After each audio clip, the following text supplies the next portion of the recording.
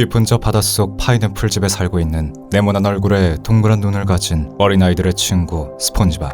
이 노란 친구가 30년에 가까운 시간 동안 전 세계에서 사랑받은 이유는 전무후무하게 엉뚱하고 해맑다는 것인데, 여기 한 여자는 이 거슬릴 정도로 해맑은 캐릭터로 인해 되돌릴 수 없는 비극을 맞이했습니다. 2022년 9월 16일 23살의 젊은 엄마 저스틴은 3살가 된 딸과 함께 집에 있었는데요.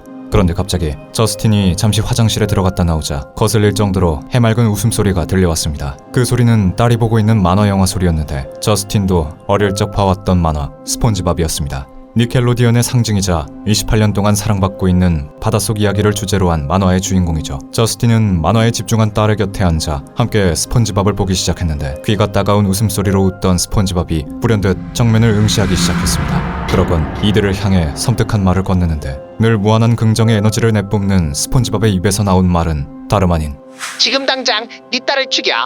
안 그러면 그들이 네 딸을 죽일 거야. 너무나도 섬뜩한 말이었지만, 이날 사실 저스틴은 제정신이 아니었기에 충분히 이런 헛소리를 들을 수 있는 상황이었습니다. 이날은 저스틴에게 너무나 긴 하루였는데요. 그녀는 무려 2주가 넘게 불면증을 앓고 있었죠. 2주 동안 제대로 잠을 자지 못한 저스틴의 상태는 그야말로 지옥과도 같았습니다. 한 지붕 아래 살며 저스틴의 퀭한 얼굴을 보고 걱정하는 어머니의 목소리와 병원에 가보라는 오빠의 잔소리, 그리고 눈치 없이 옆에서 떠드는 남동생의 웃음소리 모두 저스틴에겐 성가시기만 했죠. 3일 전 3번째 생일을 맞이했던 딸이 칭얼거리는 소리는 말할 것도 없었습니다. 끔찍한 숙취와 멀미가 동시에 일어나는 것처럼 머리가 쪼개질 것처럼 아팠고, 속은 울렁거리는데 동시에 공허한 허기가 느껴지기도 했죠. 잠을 자지도 못해 극도로 예민해진 신경은 바짝 곤두서 조금이라도 큰 소리가 나면 식은땀이 나기 시작했습니다. 물이 흐르고 물건이 떨어지는 생활소음조차 저스틴에겐 공사판에서 나는 소리나 마찬가지였죠. 계속해서 긴장 상태에 있던 그녀는 극도의 불안을 느끼기 시작했습니다. 저스틴이 원하는 건 단 하나, 그저 몇 시간, 아니 몇 분만이라도 깊이 잠드는 거였지만, 잠의 요정은 그녀를 찾아오지 않았죠. 그렇게 깨어있어도 깨어있는 게 아니고 살아도 살아있는 게 아닌 것 같은 상태에서 이제 저스틴의 눈에는 현실이 아닌 것까지 보이게 됐습니다. 저스틴은 정신을 차리기 위해 몇 번씩이나 찬물을 마시고 아예 마시던 찬물을 자신의 머리에 쏟으며 되냈죠. 이건 현실이 아니야. 이건 현실이 아니야. 정신을 차리려면 자야만 했습니다. 이러다간 눈앞에 아른거리는 환각들에 잡아먹힐 것 같았기에 저스틴은 잠에 들어야만 했는데, 안타깝게도 집안은 그녀의 잠을 방해하는 것밖에 없었습니다. 딸이 놀면서 쌓아올린 블록이 무너지는 소리와 틀어놓은 TV에서 나오는 시끌벅적한 만화 영화 소리, 심지어 형광등에서 미세하게 나오는 소음조차 그녀를 잠들지 못하게 만들었죠. 저스틴은 결심했습니다. 자신이 잠들 수 있게 심신의 평화와 안정을 주는 장소를 찾아야겠다고 말이죠. 그렇게 그녀는 3살짜리 딸에게 혼자 TV를 얌전히 보고 있으라고 한 뒤 집을 나왔고, 자신이 잠을 잘 수 있는 곳을 찾아다니기 시작했습니다. 안색이 파리하게 질린 그녀를 마주친 이웃들은 그녀를 보고 흠칫 놀라거나 거리를 두기도 했고, 괜찮냐고 묻는 사람도 있었지만 저스틴은 대답하지 않고 정처 없이 거리를 배회하기 시작했죠. 그러다가 문득 그녀는 동네 공동묘지를 떠올렸습니다. 수많은 사람들이 영원히 잠든 곳에서라면 어쩌면 자신도 잠들 수 있지 않을까 하는 생각이 그녀의 머릿속을 스친 거죠. 그렇게 공동묘지에 도착한 그녀는 축축한 흙 위에 몸을 누웠고, 차가운 감촉을 어머니의 품이라 생각하며 눈을 감았습니다. 하지만 아무리 기다려도 잠은 오지 않았고, 오래 누워있을수록 오히려 예민해진 귓가에 바람소리나 나뭇잎 부딪히는 소리가 더욱더 크게 들려오기 시작했죠. 저스틴은 절망했습니다. 묘지도 소용이 없으니 이제 정말 자신이 잠을 잘 수 있는 방법은 세상에 없는 것 같았죠. 그렇게 그녀는 딸이 기다리고 있는 집으로 돌아갔습니다. 집에 도착한 저스틴은 그야말로 녹초가 되어 있었는데, 오랫동안 잠을 자지 못한 상태에서 동네를 헤매고 다닌 탓인지 컨디션은 최악이었죠. 긴장으로 극도의 근육통까지도 져 걷는 것도 부자연스러워졌고, 불안 증세는 극에 달아 자신의 심장 소리가 귓가에 들리는 것 같았습니다. 쿵쿵쿵쿵. 이제는 심장 소리 때문에 주변의 다른 소리들은 들리지 않을 정도였죠. 그런데 저스틴이 잠시 화장실에 들어갔다 나오자 거슬릴 정도로 해맑은 웃음소리가 들려왔습니다. 그 소리를 따라간 저스틴은 딸이 TV에서 나오는 만화 영화를 보고 있는 걸 발견하죠. 그건 바로 저스틴도 어릴 적 봐왔던 만화인 스폰지밥. 저스틴은 지친 몸으로 만화에 집중한 딸의 곁에 앉아 함께 스폰지밥을 보기 시작했는데, 귀가 따가운 웃음소리로 웃던 스폰지밥이 불현듯 정면을 응시하기 시작했습니다. 마치 TV 모니터 밖에 있는 저스틴과 저스틴의 딸을 응시하는 것처럼 말이죠. 그리고 툭 튀어나온 2개의 앞니 사이로 이런 말을 했습니다. 지금 당장 네 딸을 죽여. 안 그러면 그들이 네 딸을 죽일 거야. 저스틴에게 들린 그 목소리는 누군가 딸을 해치기 전에 먼저 딸을 보내주라고 말하고 있었는데 스폰지밥이 말하는 그들이 누군지 또 왜 딸을 죽일 거라는 건지 저스틴은 알지 못했습니다. 하지만 당장 딸을 죽이라는 목소리에 저스틴의 공포는 극에 달았죠. 협박과도 같이 계속되는 스폰지밥의 명령에 저스틴은 정신을 잃었습니다. 얼마나 지났을까? 그녀가 다시 눈을 떴을 때 불행히도 TV 속 스폰지밥은 아직 기절해 있던 저스틴을 바라보고 있었습니다. 그리고 다시 당장 네 딸을 죽여. 귓가에 들리는 목소리에 벌떡 일어난 저스틴. 그녀가 향한 곳은 주방이었고 저스틴은 서랍에서 칼 세 자루를 꺼냈죠. 하지만 그녀가 해친 건 딸이 아닌 자기 자신이었습니다. 저스틴은 자신이 죽으면 이 끔찍한 명령에서 벗어날 수 있지 않을까 하는 생각에 자기 자신을 해치려 했지만 죽음도 그녀에게 허락되지 않은 것인지 아무리 기다려도 스폰지밥의 목소리는 사라지지 않았는데 새파랗게 질린 저스틴이 끝내 칼을 들고 아직 TV를 보고 있던 딸의 앞에 섰을 때 스폰지밥에 찢어지는 것 같은 웃음소리가 온 집안에 울려 퍼졌습니다.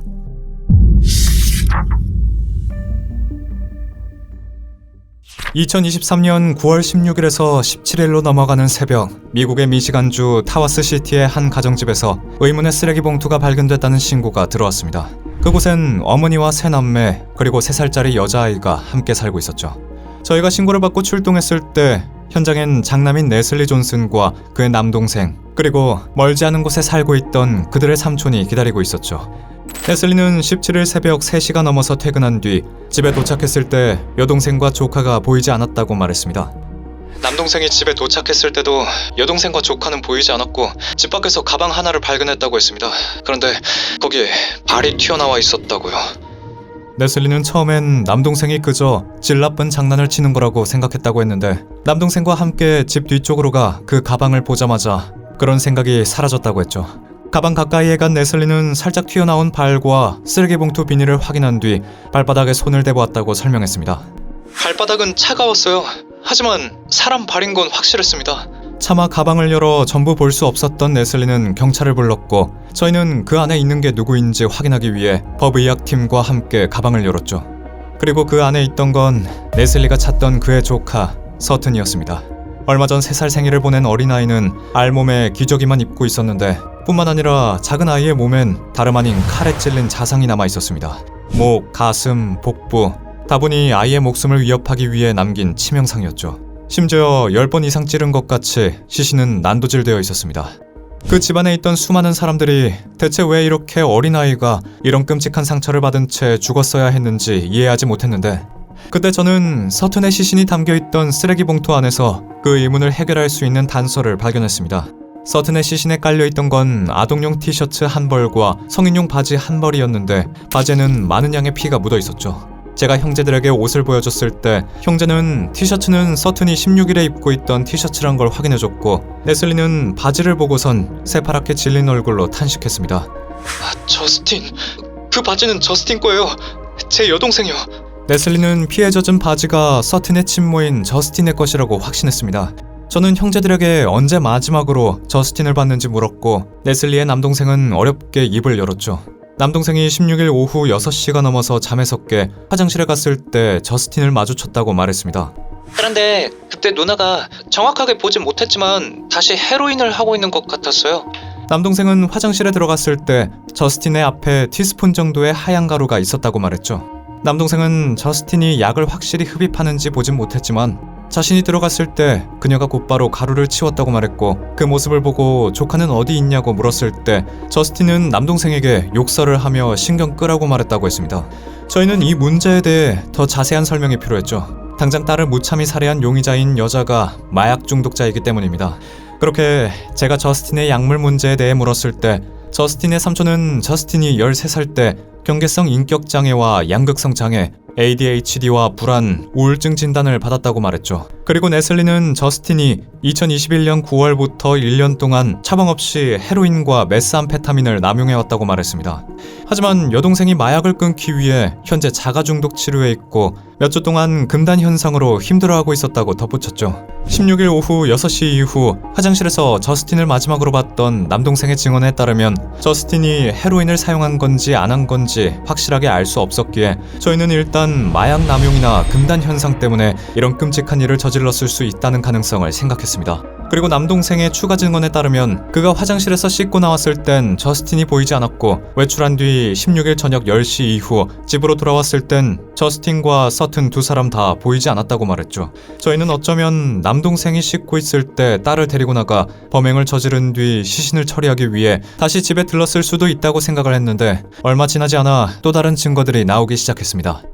함정님, 검식반이 침실에서 이걸 찾았다고 합니다. 김 형사가 제게 가져온 건 세 종류의 칼. 범행 도구로 보이는 칼은 침실에 각각 숨겨져 있었고 곧 있어 감식반은 복도 벽장문, 거실 소파, 침실에 남아있는 혈흔을 찾아냈습니다. 그건 서튼이 자신의 집에서 살해당했다는 증거들이었죠. 그리고 혈액이 튄 패턴을 봤을 때 서튼이 공격을 받았을 때 격렬하게 저항했다는 걸 알 수 있었습니다. 그렇다면 만약 저스틴이 남동생이 외출 뒤 집으로 돌아오기 전에 집에서 범행을 저질렀다면 그녀에게 도주할 수 있는 시간은 최소 5시간 이상이라는 거였는데 저희는 저스틴이 더 멀리 도망치거나 어쩌면 범행을 후회해 더 안 좋은 선택을 하기 전에 그녀를 찾아야 했고 그녀의 가족들에게 그녀가 자주 가는 길이나 심적으로 편안함을 느끼는 공간은 없는지 물어 저스틴을 추적하기 시작했습니다. 그리고 범행 당일인 16일 같은 동네에서 저스틴을 목격한 사람은 없는지 조사했죠. 그러다 저희는 인근에 설치된 공공 CCTV를 통해 16일 오후 3시 23분에 저스틴이 한 청소회사의 앞에서 땅바닥에 주저앉아 머리를 손에 얹고 있는 모습을 발견했습니다. 범행을 저지르기 전 모습이었죠. 화면 속 저스틴은 쓰레기 봉투에서 발견된 바지와 동일한 바지를 입고 있었는데 CCTV 분석에 따르면 그녀는 3시 46분에 집으로 돌아왔다가 다시 3시 55분에 밖으로 나와 갓길을 따라 남쪽으로 걸어간 저스틴은 6시 6분쯤 한 차량을 타고 집으로 도착했습니다. 저희가 찾은 그 차량의 운전자는 시내에서 저스틴을 만났다고 진술했죠.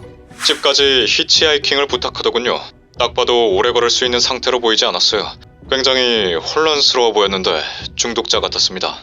그리고 다시 7시 42분 저스틴이 이전과 다른 옷을 입고 집을 떠나는 모습이 찍혔는데 저희는 그때가 살인을 저지른 후라고 확신했습니다. 그렇게 저스틴이 향한 방향을 따라 CCTV를 조사했고 새벽부터 시작된 수사는 해가 뜬 뒤에도 계속됐죠. 그렇게 오전 8시 50분이 지났을 때 함정님, 베이시티 쪽으로 가던 팀이 철도 근처에서 저스틴을 찾았다고 합니다.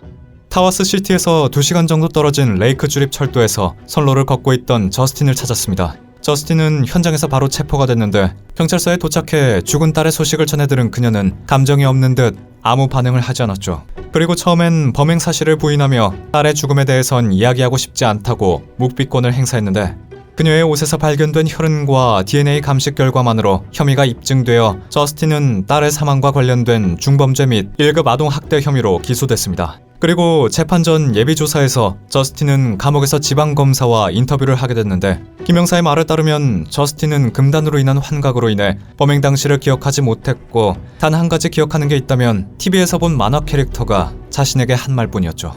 스폰지밥이 말했어요. 딸을 죽이지 않으면 그들이 딸을 죽일 거라고요. 2022년 2월에 열린 예비조사에서 스폰지밥이 딸을 죽이라는 환각을 보고 범행을 저질렀다고 증언했습니다. 그리고 법정에서 범행 사실을 후회하고 있고 이를 모든 사람들이 알아주길 바란다며 자신의 유죄를 인정하기로 했죠. 저도 다른 어머니들처럼 딸의 살인범이 자신의 행동에 대해 대가를 치르는 것이 당연하다고 생각하기에 유죄를 인정하고 형을 받아들였습니다. 세상의 모든 어머니들은 정의를 원할 것입니다. 저 또한 서튼을 위한 정의를 원합니다. 그리고 종신형을 선고받은 후 한 언론과의 인터뷰에서 자신의 유죄 인정에 대해 서튼이 마땅히 받아야 할 은혜와 존경심이라고 써달라 요청했으며 저스틴은 마지막엔 사랑의 서튼이라고 덧붙였습니다. 어찌 보면 재판에서 보여준 저스틴의 행동은 모성애가 있는 어머니가 보일 수 있는 태도라고 착각할 수 있습니다. 하지만 정말 서튼이 받아야만 했던 건 안전한 가정과 마약에 대한 갈증이 아닌 자식에 대한 사랑을 선택했을 어머니였죠. 저스틴은 평생 자신의 정신력인 문제로 힘들었을 겁니다. 정신질환이 있는 환자가 마약으로 자가치료를 하는 건 미국 사회에선 종종 일어나는 일이죠. 그 과정이 중독자의 길을 걷는 이들도 많았을 겁니다. 하지만 저스틴이 진심으로 자기 자신보다 서튼을 생각했다면 금단 현상을 자가로 치료하는 게 아닌 전문적인 치료를 받거나 회복이 되기 위해 자기 자신을 재활원에 가두는 노력을 할 수 있었을 테죠. 그리고 또 한 가지 안타까운 건 이 사건이 세상에 경각심을 주지 못할 정도로 이미 우리나라를 포함한 전 세계의 마약 문제가 만연하게 퍼져 뿌리 깊게 침투해 있다는 것입니다. 이미 벌어진 비극을 되돌릴 순 없지만 부디 서튼이 본인이 자신의 어머니로부터 살해됐다는 것을 잊은 채 그곳에서 행복하길 바랍니다.